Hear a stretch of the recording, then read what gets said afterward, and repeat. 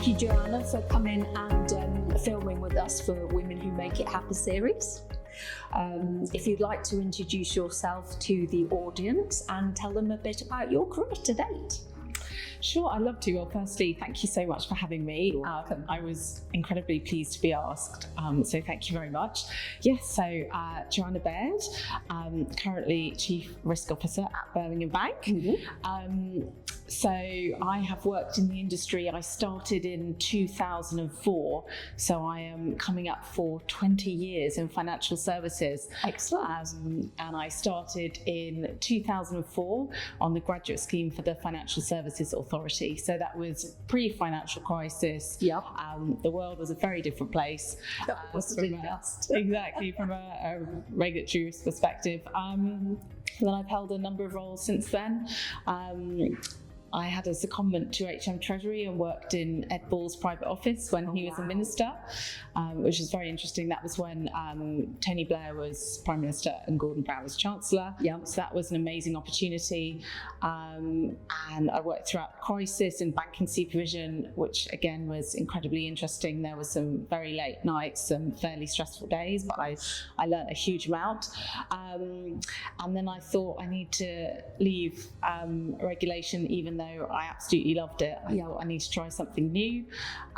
So I went to TSB Bank and managed their regulatory relationships, which again was a really interesting job because the bank was growing very quickly. And I was there when the Spanish parent took us over.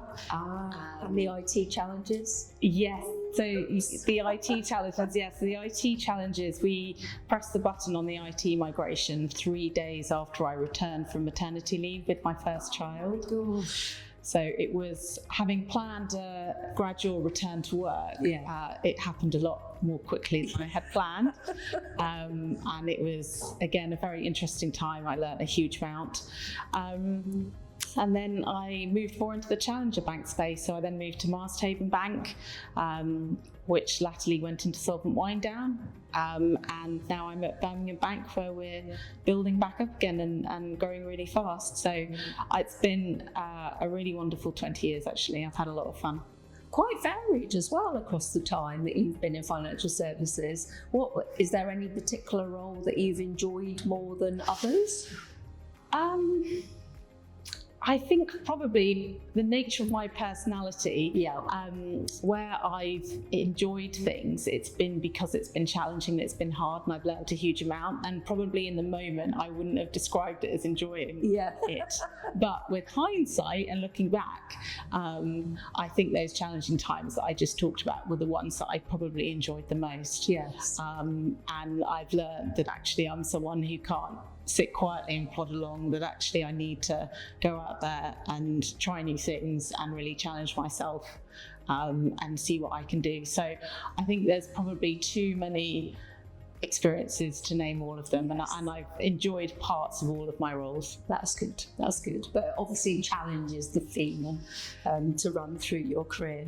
Yes, I think so. And I think if I reflect back, I'm of the opinion that I didn't necessarily seek out that challenge. It came to find me. Okay. But I'm not quite sure how true that is. And maybe I'm seeing things in slightly different perspective. But I think I've had some wonderful, wonderful opportunities. And I think one of the reasons why I was very keen to do this conversation today was I think I'm very keen that the people and the women that come after me have those equal opportunities. Absolutely. And I really hope if I can be part of that conversation and encourage that, then I really, really want to do that.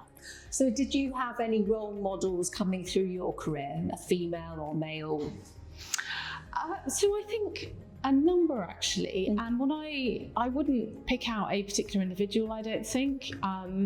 What I've tried to do is learn from other people things that I think, they do well, or you know, I can learn from that, or things actually where they don't do well. And certainly as a woman, I've had situations where I felt as though me personally would have dealt with things differently, and I reflected on that. And I think I've also learned as a result of that what good looks like and what bad looks like. And I think actually part of being successful is recognizing that you can have good bits and bad bits too, and trying to self-reflect and be aware of where actually you could have done things differently and you could have done things better. Yes. So I'd say in terms of my main role models, probably my mother is very strong on the list. So my mum was brought up in the Welsh Valleys in South Wales, and didn't have many opportunities. She was very lucky to sit her 11 plus and went to a county grammar school. But even then,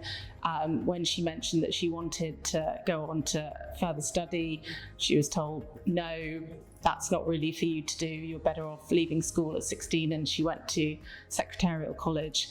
And then interestingly, her elder sister, I went to her funeral about 10 days ago. Oh, sorry to hear that.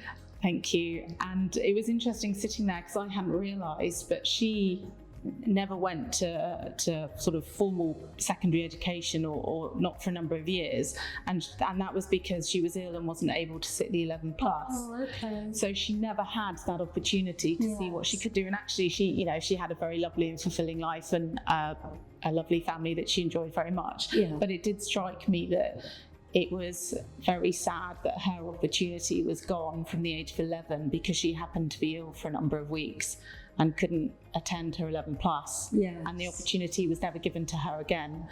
Such a shame, isn't it? I think so. So I guess I would say, coming back to my earlier point, taking those opportunities, whether you perceive them as good or bad, but learning from everything that you can, I think is a really powerful thing to do.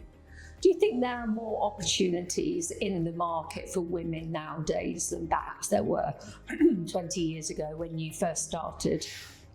I think probably. I think what's probably changed is the expectation. What respect?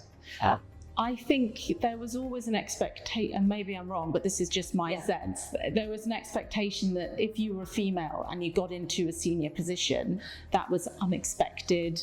Yes. It wasn't necessarily the norm. And I think that there was a certain type of individual who generally got to that position. So typically, the women that I've spoken to who, for example, had families, they would talk about having very short maternity leaves, going back to work more or less straight away. Employing a lot of childcare to assist with their children, and so I think as a result, female performance then looked very different. I hope and continue that it will change. Looks very different to female performance now.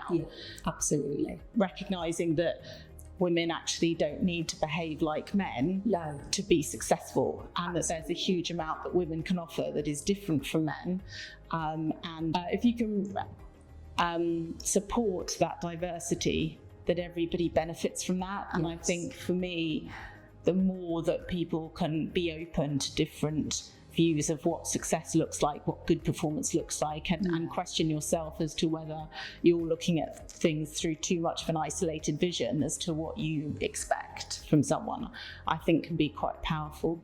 I think culture as a whole in banking has navigated its way to a more diverse workforce, hasn't it? And we don't have typically as many female role models that were more similar to male counterparts at the time than we do now. So hopefully that's still heading in the right direction. So in terms of a leadership, what was your first leadership role and how did you define your style? So one of the most wonderful things about working at the Financial Services Authority was because I was on a graduate scheme, they started you off very gently. So I probably couldn't say at which point I felt as though I tipped into a leadership role. I think it's been a very gradual transition, which is actually a really lovely thing because it enables you to learn and be successful, learn from your failure and move on. So I would say I've built up that experience in a number of different roles. In terms of why I want to be a leader, I think it's an amazing opportunity to make people's working lives better and to help them to achieve. It's a really powerful position, and my aim is to get best out I can from the people that I work with, Yes. but also for them to enjoy their work and enjoy their roles, because I'm very aware of the fact, and latterly for me, having had a family, that work is just part of your life. Absolutely. And if you can support the people that work with you to both in their, you know, their out of work life and their in work life, and recognise the two are actually really important. And you can't just have a work persona and then a outside of work persona. You have to be yourself as much as you can throughout your life. I think if as a leader I can support someone to feel as though they're heard, they're seen, they're valued, to me that's really important. So it's something that I've definitely tried to do going forward. Excellent. So what would be the next challenge for you going forward?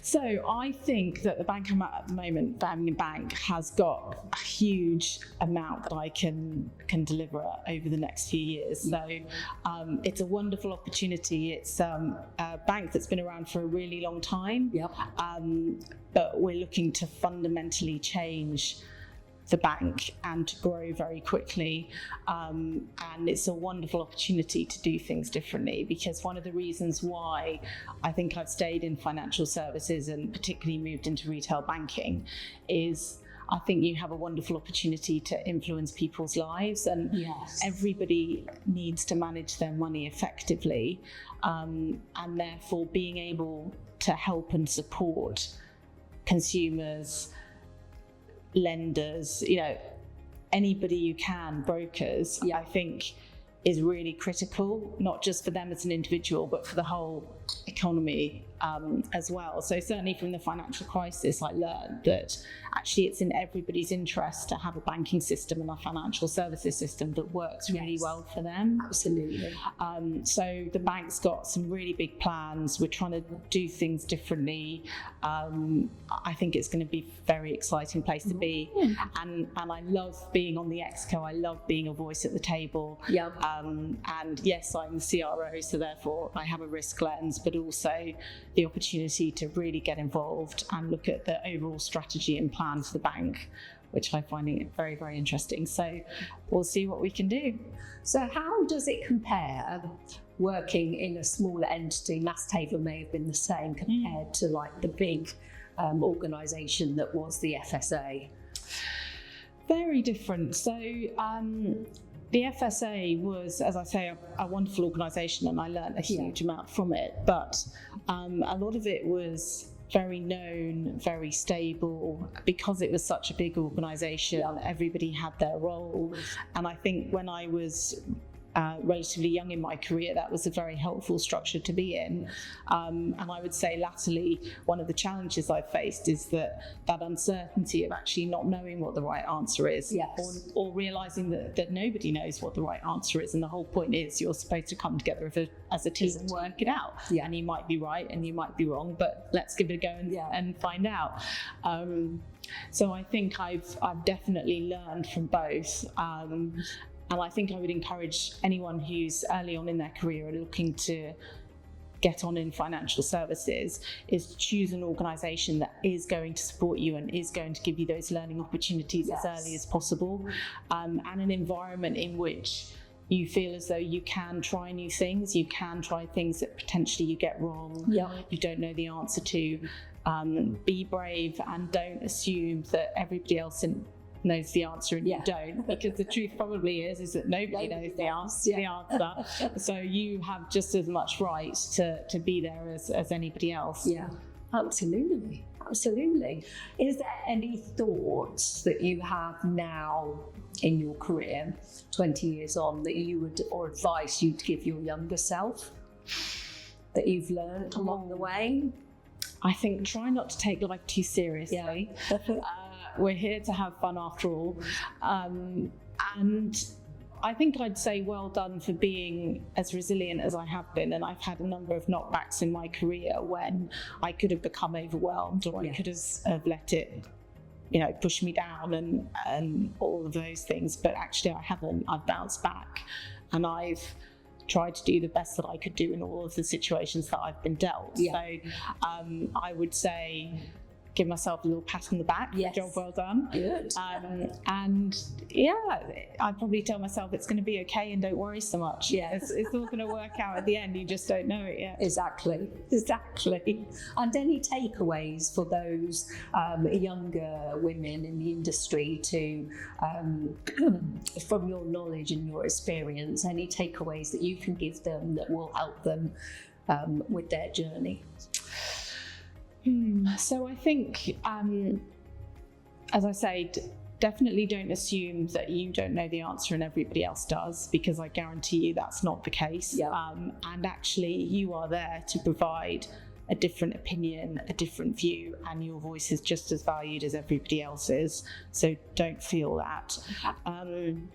Recognise the value that you can bring, and the strengths that you've got, and I think don't take it too seriously. I think because of the nature of the financial services industry, and I don't know if it's a historical thing or what, but I think we generally recruit people and keep people that take life quite seriously. Yes. And I think the more we can learn about doing things differently and thinking differently,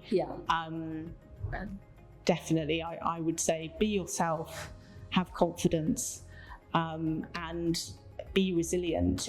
If you get pushed back or you feel as though you're not being seen and being heard, that probably has much more to do about the people around you than it does about you. So try not to let it sidetrack you. Keep going. Excellent. Keep going, I like that. Keep going and be resilient. Excellent. Well, thank you so much for your time today. It's been lovely talking to you. No problem at all. Thank you so much for the opportunity.